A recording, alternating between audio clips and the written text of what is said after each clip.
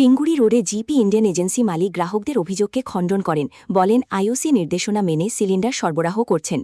চেঙ্গুরি রোডের gas agency GP ইন্ডিয়ানের মালিক সুনন্দা সিনহা শুক্রবার জানান, তার এজেন্সি ইন্ডিয়ান অয়েল কর্পোরেশনের নির্দেশনা অনুযায়ী গ্রাহকদের বুকিং অনুযায়ী সিলিন্ডার সরবরাহ করে যাচ্ছে।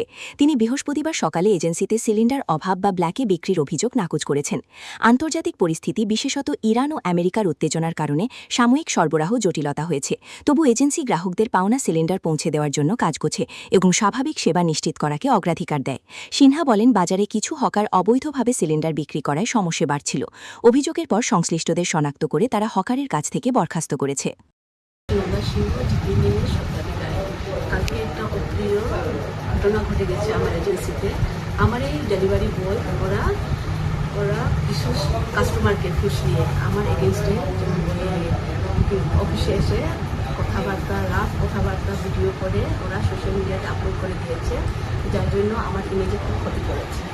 আর আমি তার জন্য আমি এই আজকে যে একটা প্রেস মিট দেখা হয়েছে, তারপর একটা কারণটা উদ্দেশ্যটা হলো, যদি ওটা না করি এই মানুষের পাবলিকে আমার উপরে একটা যে আমার ইমেজ খারাপ করবে, ওই রেকটিফিকেশন একটা আমার দিতে হবে। তার জন্য আমি আজকে এই প্রেস মিটটা করেছি।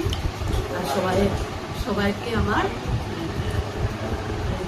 কনজিউমার সবাইকে আমি বলছি যে আপনারা শান্ত থাকুন, গ্যাস অ্যাভেলেবেল আপনারা পেয়ে যাচ্ছেন টাইমে, আর পেয়েও যাবেন।